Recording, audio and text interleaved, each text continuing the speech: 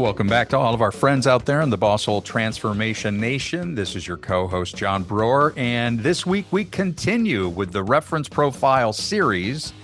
And joining me to do that today is none other than Karen Shulman, another amazing member of the Real Good Ventures team. We're going to be talking about the Specialist Reference Profile. And just simply because we've been tracking this, we've been starting, there are 17 reference profiles, by the way. And we started with the most prevalent, which is the collaborator. At least it was in the last study, the study we're using from Predictive Index. The collaborator represents a little over 11% of the human population. So we're making our way through the reference profiles. And today, the specialist, and based on the research we're using, represents 7.48% of the human population. So we're going to invite Karen into this. She's been such an amazing co-host, and she's also an absolute expert in the world of PI data and behavioral analysis. So it's always good to have her. Let's jump in and learn a little bit more about the specialist manager. And also, even if you have a specialist as a direct report, let's jump in.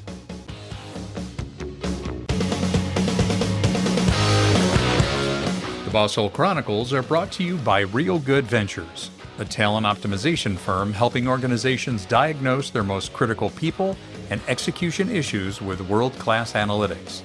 Make sure to check out all the resources in the show notes and be sure to follow us and share your feedback. Enjoy today's episode. Karen, welcome back to the Reference Profile series. Good to have you here again. And it is wonderful to be back. You know I enjoy being on the Boss Hole Chronicles podcast. I Absolutely. do, and I do know that, and I also know that our audience loves it, loves having you on here. And as I said, we're doing this Reference Profile series, rolling this out, dropping them in between some of our other episodes and subject matter expert interviews and so forth. But I will tell you, we've received unsolicited feedback from people out there that have said, I really love this series.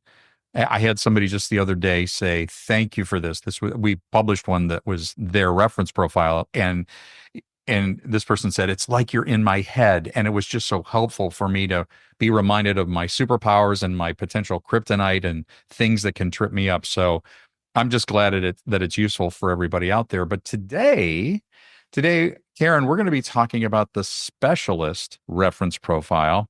I know I have at least one family member that is excited about this one because that is hers. We'll talk more about that later. But Karen, tell us a little bit more about sort of that overarching description of the specialist and what they're like. Yeah, the specialist is a highly precise worker who remains skeptical while respecting authority. Now, interestingly enough, a couple of weeks ago, you were on here with me and we talked about the strategist, which is your reference profile.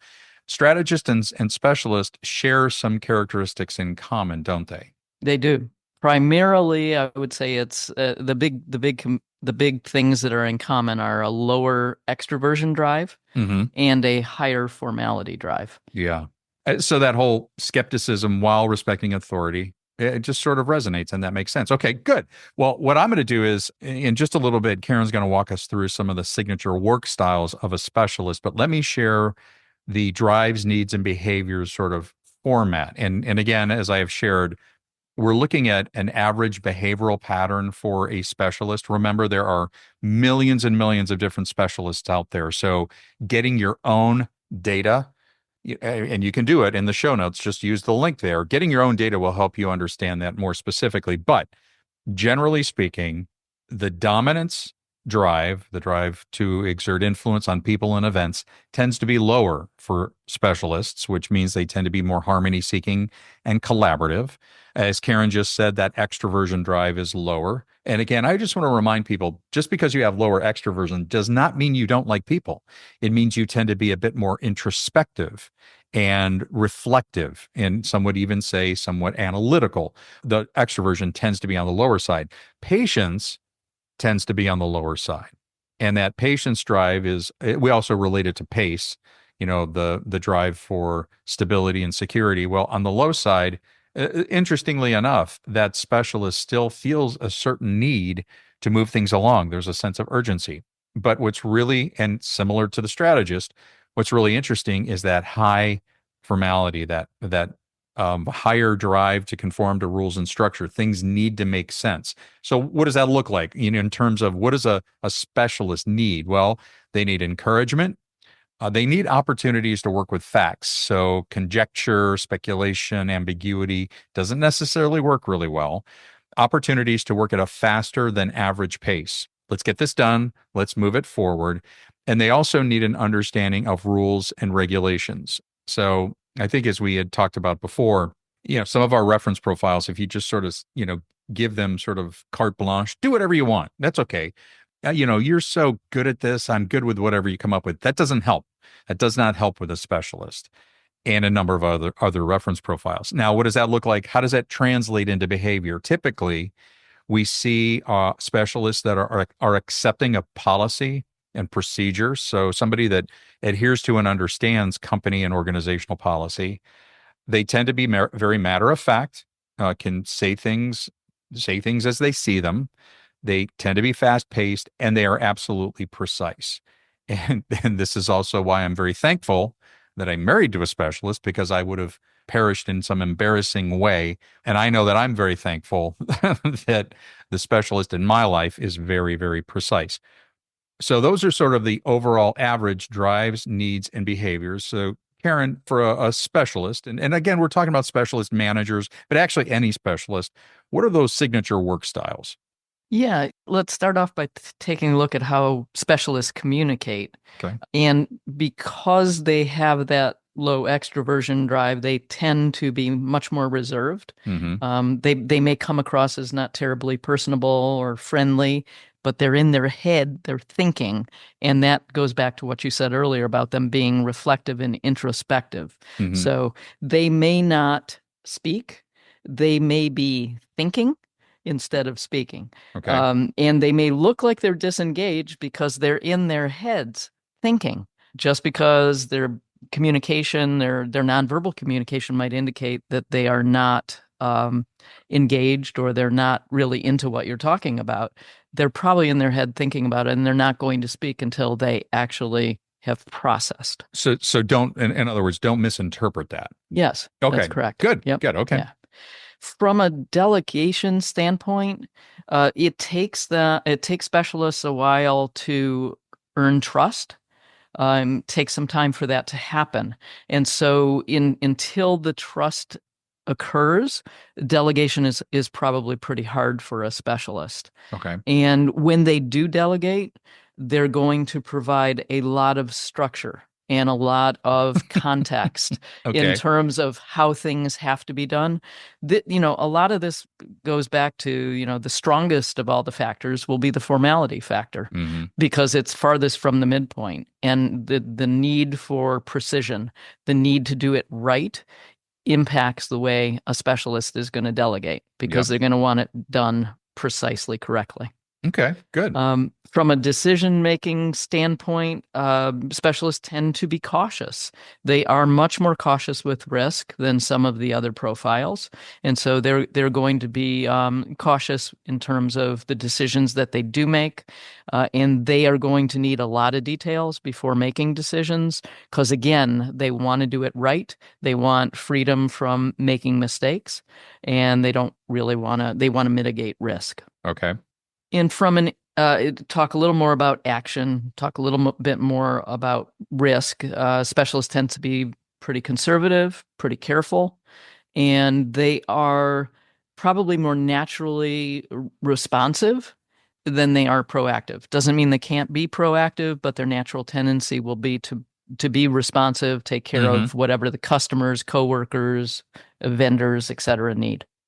That's interesting, because the responsive nature and respecting authority, there can be a real challenge there. And we'll talk a little bit more about strengths and common traps. There can be a challenge there, especially when a specialist will want to respect authority, but maybe doesn't, to use the word you just said, doesn't trust the decision making. And it's like, I feel like we're getting into a real dangerous area, but I'm being told this is what needs to do. So there's that can be an internal struggle there. For sure. I totally agree with that. So let's talk a little bit about the strengths and the common traps. strengths in a specialist, they are understanding and collaborative, from that lower dominance, thoughtful approach to communicating information. They also happen to be a really good listener. I don't possess that strong active listening characteristic, and specialists really do, because they are, as you said, they're quiet, and they are just the wheels are turning in their head, and they're processing this information, and they will have strong discipline and execution. So if you give them a task, they will be on it and they'll move things forward. There is nothing more frustrating, though, for other reference profiles that have similar characteristics, when midstream you change things and it's like, oh, you know what, that thing you were working on, yeah, we're not going to do that. And that's where that struggle, that tension between respecting authority and execution and discipline, it's like, why are we changing direction here? And that's also why a specialist falls into one of our three groups when it comes to change readiness, that change challenging group. Just help me understand why you keep moving the needle, and I don't know why we're doing it, and I'm working really hard to get my world in order. Well, that can lead to, also, those characteristics of a specialist can lead to some traps. For example, specialists can be exceedingly cautious when action is required, and especially if there is risk or perceived risk associated with that. Communication can be pointed and sparse. In other words, it's very direct, very much to the point. If you have higher extroversion and you may be a little bit more sensitive to the fact that there may not be a lot of communication coming through, or it may be very to the point, a little too pointed, that sometimes can land differently with higher extroversion reference profiles, and definitely not comfortable in ambiguous situations. Just as you said, in terms of delegating, they will give a lot of detail. They would like more detail. They would like to receive that detail. So, Karen, as it relates to working with, let's just say we have a specialist on our team. How do we need to think about that? How do we need to work with them? What do you suggest? Yeah, I think with specialists, you have to give them time to develop what it is that they're specializing in. Okay. Because they have lower dominance, they tend to not have a natural level of self-confidence. Like those of us that have higher dominance drives, we come Right. with a natural level of self-confidence. The specialist doesn't really have that, but what gives them that self-confidence is when you give them time to develop their specialty. And when they're more fully trained, when they have more experience, then you see that confidence level rise. Right. They also, as you talked about, one of the common traps, they're not comfortable with things that are ambiguous. You have to really provide them with a lot of clarity, a lot of detail, because they want to do things the right way, and they don't want to have any risk, and they don't want to make mistakes. Right. So the more clarity, the more details you can provide to a specialist, or allow them to ask questions so that they can obtain the details that they need to do the work right, that's a great way to work with a specialist. Okay. And I think a last thing is recognize that they have pretty specialized skills, and notice that, recognize them for that helps them feel secure. Yeah. And I think that's important to them. And would you say that recognition, do they prefer like public recognition or a little bit more private acknowledgement and recognition? What would you say about that? I think since I'm a strategist and I have a similar extroversion drive, please don't do it publicly. Private is probably better for the specialist as well. Okay. Yeah, absolutely. But make sure you do that, and acknowledging that expertise. Now, I know that the topic we just talked about is how to work well with them. I'm going to pivot a little bit and say how to live well with them, because as you know, I've got a very special person in my life who's a specialist. And it's so funny because as a captain, this could translate to the workplace very easily, but as a captain, and you will appreciate this, here in Columbus, there's this place, it's an indoor pickleball facility. And I don't know how it happened, but it was last winter, and I said to my specialist, I said, let's go play pickleball. I got us some lessons. That's what it was. I went and got lessons because if asked, would you like to do this? The answer would have been no, because, and I think this is pretty consistent with specialists and folks that are in that process and precision area. I don't like doing new things that I'm not good at. And we chuckled about that, but that's reflective of perhaps the caution that a process and precision reference profile or somebody in the, and actually even on the producing or the results and discipline, if you're going to put me in a risky situation, I need to develop some level of comfort and familiarity and a level of expertise. And I would say, a lot of us would say, but how do you do that without trying something new? Exactly. It doesn't make the person wrong, but it's a very real feeling, if that makes sense. Yeah, and I think in addition to that, I Mhm. think you put a specialist in a situation where they are going to be publicly perhaps not be able to perform Oh, and yeah. be at the top level and have other people see them, where they're not prepared. It's another reason why you might get some pushback on something like Yeah. that. Yep. Yep. I know it. I know what that's like. And it's not a bad thing. That's where balance and how you can, that's where different reference profiles can complement one another, you know? That's right. One can keep the other between the lines and not go crazy with stuff, and the other can say, "Hey, let's try something new." Okay, enough of John's personal life. Now let's talk about specialists in terms of motivating and recognizing and providing direction and feedback. And then Karen, you can tell us. You shared with us some delegation, but you can tell us a little bit more about coaching. So let's say we had a specialist on our team. And motivating and recognizing, you just gave us some great insight that taking them aside and acknowledging in private their contribution and especially highlighting how their work is helping the team itself. Praise them for accuracy and precision of their work and provide recognition for their specialized skill or loyalty or for the effort within their team. So that highly collaborative, harmony seeking characteristic and that need for precision, bringing those together and recognizing that. And then in terms of direction and feedback, clear instruction of what is considered right or what does good look like at the end. So there's that detail you're talking about. Provide encouragement and be supportive when providing feedback and identify ambiguity early and provide enough detail so that they can move forward quickly and confidently. So acknowledging that some of this is a little bit unknown, but we know that and we're talking about it right now. But here are some milestones that will be helpful. Now, what's interesting is when we did the strategist, your reference profile a couple of weeks ago, and I know this, your comment was, give me the work, let me know what good looks like, and let me go. And that's very consistent with having that higher dominance, that A over B task focus. The specialist a little bit different.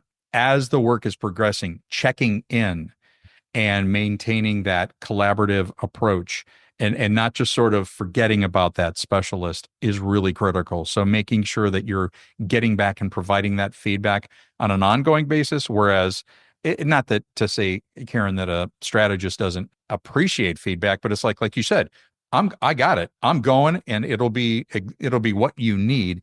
Specialist is a little bit different. Yeah, and think about a specialist as a manager. They come at things with doing things precisely right, with a lot of detail, want a lot of feedback to understand how things, what is the detail I need to get the work done. Mm-hmm. A specialist manager probably needs a whole lot of detail from their direct reports or from people to whom they have delegated work because they want to make sure that things are on track, that things are being done precisely correctly. Mm-hmm. And I think, a tip might be if you have a specialist manager to over communicate with them to make sure that they have what they need. Good. That's interesting because let's just say on the opposite end of the competing values matrix, you're up there where I am the venture and persuader, Captain Maverick. Over communicating does not feel natural. I would say actually for me as a captain or even for persuaders and mavericks, ventures I'm not so sure about because they have a strong task focus. It may feel like I feel like I'm communicating an awful lot. Are they just not getting it? I mean, they're getting it. That's what they need. That's the distinction why knowing these reference profiles are so critical, because you could totally misinterpret how you are addressing a person's specific needs, and how they are wired. You can misinterpret a lot of things about any of the reference profiles. Yeah. And right, if you're not accustomed to over communicating and you have to do it with a specialist and some of the other profiles, Yeah. it does Yep. not mean that the person on the receiving end is not paying attention, Hmm. or that they are being slow, or they are being ridiculous about needing. No, they Yeah. actually need much more detail. Okay. All right, Karen, how about if you take us home on the specialist conversation about you? We talked a little bit about delegating, maybe just a few more clarifying points on delegation, but how do we coach specialists as effectively as possible? Yeah, I'll make a couple of points about delegation. You don't want to delegate work to a specialist that's going to be subjected to an awful lot of change. That will not work for them, because they're going to be Yep. on a certain path. And right, Yep. you do want to delegate structured work that requires special skill or precision. That's right up their alley. Hmm. If you're going to coach a specialist, we want to give specialists some time to think and then circle back at a later time to continue the conversation. Hmm. Again, they need time to reflect. They need time to be introspective. They may need to be quiet when receiving coaching and feedback, but they are likely taking everything in. Again, Hmm. they may look like they're disengaged or not listening, but the brain is probably processing. Um, And retaining. yes, and retaining. Oh my That's right. gosh. Yeah. Yeah. Yep.